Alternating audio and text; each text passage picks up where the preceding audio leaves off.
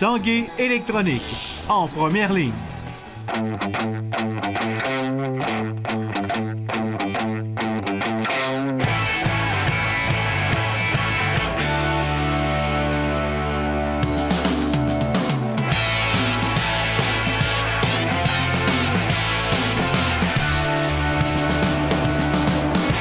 À tous, bon jeudi ensoleillé. Enfin, mesdames, messieurs, bienvenue à l'Esprit sportif. Aujourd'hui, dans l'émission, une rencontre avec le nouveau retraité du baseball et des Capitales, Jonathan Malo. Mais d'abord, parlons de course à pied. C'est en fin de semaine, dimanche, que s'ouvre la nouvelle saison de Je cours Québec. Présentation du demi-marathon Oasis. On a parlé de toute cette nouvelle programmation, de cette nouvelle également image de Je cours à Québec avec Chantal Lachance de Gestev.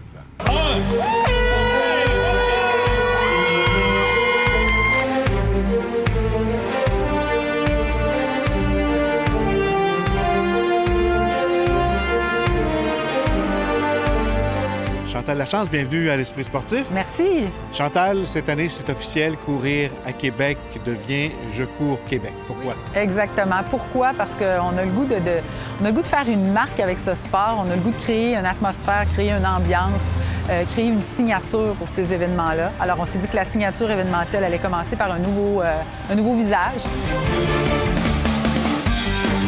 Qu'est-ce qu'on va sentir comme changement? Bien, on veut vraiment mettre le participant au cœur de comment on va développer l'événement. Alors, on veut être à l'écoute. C'est ce qu'on a déjà fait. On a déjà parlé aux participants qui étaient là dans le passé. Une des plus grandes préoccupations était la tarification au niveau des événements. Alors, tout de suite, on a attaqué ça. On a changé notre carte de tarif. On a développé justement une tarification particulière pour les jeunes qui s'appelle « Paye ton âge ». Alors, un jeune qui a 6 ans va payer 6 $ jusqu'à 17 ans. Donc, on veut vraiment être très à l'écoute, oui, des participants à l'intérieur de la clôture, ceux qui courent, mais on veut également écouter les gens qui viennent les encourager, les gens qui viennent les attendre. Comment est-ce qu'on peut rendre l'expérience encore plus agréable pour tout le monde? Pour attirer, il y a des petites choses qui attirent les coureurs. Il y a votre nouveau chandail, la médaille également, exact. Qui a été... Qu'est-ce qu'elle a de particulier? Bien, en fait, ce qu'on a décidé de faire, on a travaillé avec l'équipe de LG2 à Québec, ici justement dans Saint-Roch, qui nous ont aidés à développer cette nouvelle image, cette signature de Je cours Québec. Et chaque événement de nos 5 a un pictogramme attaché à cette discipline-là. Et dans le cas du demi-marathon Oasis, c'est une demi-lune.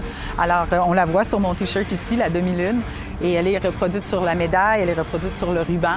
Alors, on a ce petit concept-là derrière nous, le défi des escaliers. En tout cas, si on peut voir sur le véhicule, les cubes, c'est le défi des escaliers. La barre rose, c'est la descente royale. Et tout ça se reproduit autant sur le T-shirt, la médaille, le ruban. Donc, on joue avec ça, on s'amuse beaucoup. Là. Ce sera des événements qui sont tout en couleur et puis on l'espère tout en bonheur.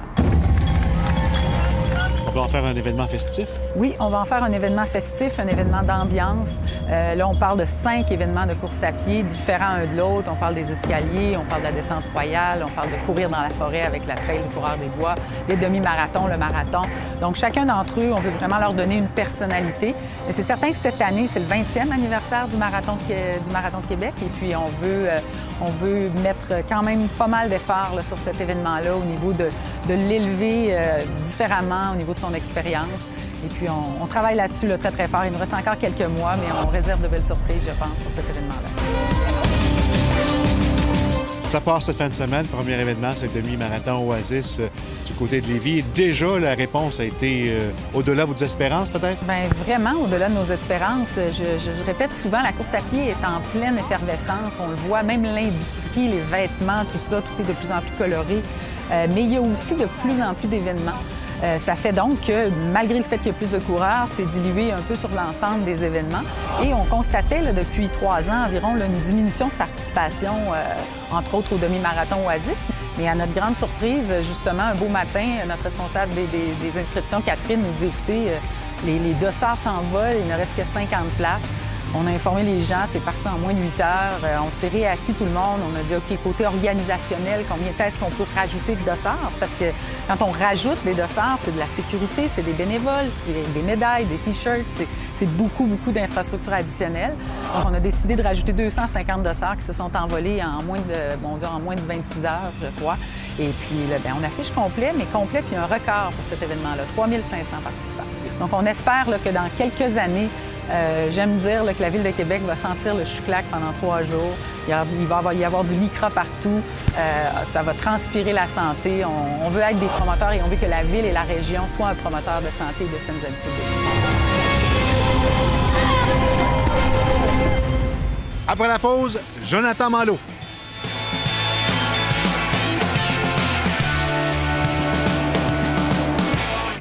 L'Esprit sportif souligne l'excellence du Rouge et Or football. Il n'y a pas que sur le terrain que le Rouge et Or bat des records. Les meilleures foules de football universitaire sont ici à Québec.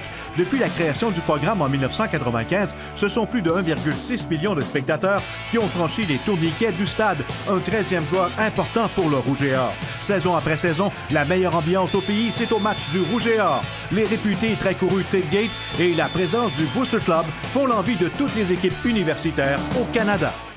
Le camp d'entraînement des Capitales s'amorce ce lundi. Il y aura un absent de taille en Jonathan Malo qui se tourne maintenant vers le softball. Reportage.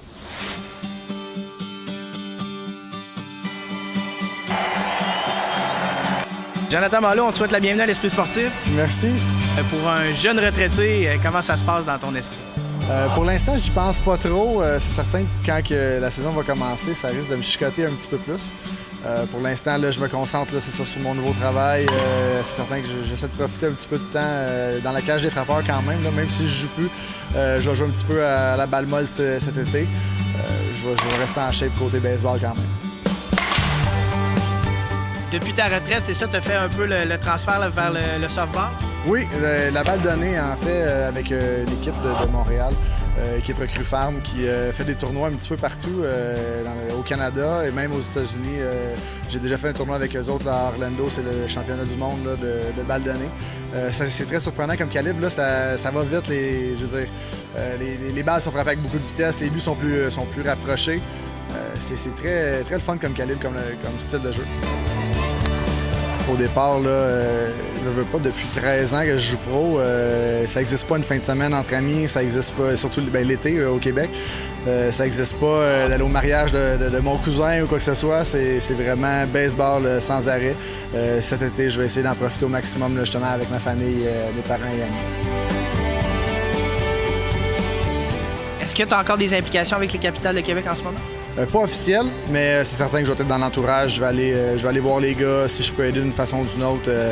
Comme coach invité, ça va me faire plaisir. C'est ma famille, là. C'est les gars avec qui je travaille depuis maintenant 5 ans. Donc c'est certain que je vais pas disparaître de la map. Est-ce que tu vas avoir un petit pincement au cœur lorsque tu iras refaire un tour au stade municipal? C'est certain que je vais m'ennuyer d'aller sur le terrain et d'avoir la foule derrière moi. C'est quelque chose qui a été très touchant dans les dernières années. Écoute, ça va passer. je vais réussir à m'y faire, mais c'est certain que les premiers matchs, ça va être différent de regarder le match des estrades et non du terrain.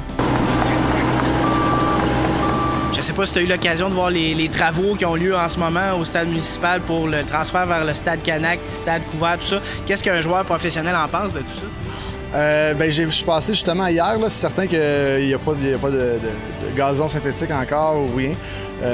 C'est différent de jouer sur un gazon synthétique, mais pour un avant-champ, c'est quand même intéressant parce que en général, tu as des bons assez constants. Tu n'as pas à te soucier des mauvais bons. C'est certain que c'est beaucoup plus rapide aussi. Là.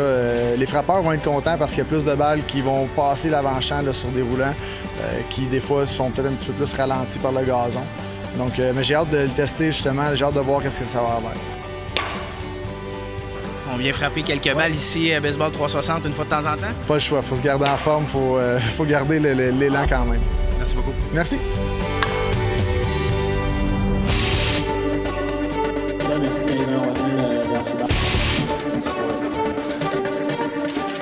Le camp d'entraînement des Capitales de Québec s'amorcera lundi prochain, mais à Trois-Rivières.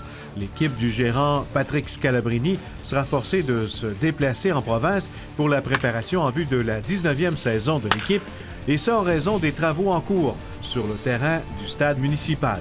On va être à différents endroits, en fait. On a des matchs pré-saison à Sherbrooke, à Jonquière. On va se diriger vers Ottawa également pour terminer le camp avant d'aller un petit peu plus tôt sur la route. Il faut faire avec. C'est certain qu'on aurait aimé pratiquer sur notre nouvelle surface avant la saison. On va le découvrir en même temps que l'équipe adverse qui va s'amener chez nous. Mais écoute, il faut faire avec. On sait que la température ne sera sûrement pas idéale pendant le camp d'entraînement, donc on va être à l'intérieur probablement un petit peu également. On va travailler là-dessus, puis on va faire avec. Encore une fois, la saison des Capitals s'annonce enlevante en raison de la parité entre les formations du circuit Can-Am, toujours grandissant. C'est difficile à dire. Les 2 dernières années, c'est l'équipe qui s'est glissée, l'équipe de 4e place qui s'est glissée en série par la peau des fesses un petit peu, qui a remporté le championnat. Donc, on se doute bien que Rockland et New Jersey seront encore très forts, bien que Jersey a finalement, après toutes ces années, changé leur entraîneur-chef, Joe Calfapietra, qui était le grand Manitou là-bas, qui recrute, qui est très, très bon à amener des joueurs. Donc, l'image va être différente un petit peu. Ils vont peut-être perdre un petit peu des plumes à cause de ça. Mais sinon, aux Trois-Rivières, TJ a fait un très bon travail à signer des joueurs pour les années à Trois-Rivières. Ottawa a gagné le championnat l'an dernier. Donc, c'est difficile à dire à ce temps-ci de l'année qui a un petit peu l'avantage. Toujours préoccupée par la sécurité des cyclistes sur nos routes, la Fédération québécoise des sports cyclistes poursuit ses efforts de sensibilisation auprès de ses membres et de la population cycliste en général. C'est sous le thème « Roulons avec classe » que la FQSC poursuivra son travail d'information en compagnie des ambassadeurs Hugo Hull et Raphaël Gagné. Bien, il y aura toujours urgence dans la mesure où il y a des accidents et il y en a encore beaucoup trop, malheureusement. Donc, il y a beaucoup de sensibilisation qu'on doit faire et le programme Roulant avec classe, évidemment, c'est une belle initiative, je pense, pour montrer que du côté de la Fédération, c'est un dossier qui nous préoccupe. On a une responsabilité en tant que cycliste. Je pense qu'il n'y a pas de personne de parfait, que ce soit à vélo ou derrière le volant de sa voiture.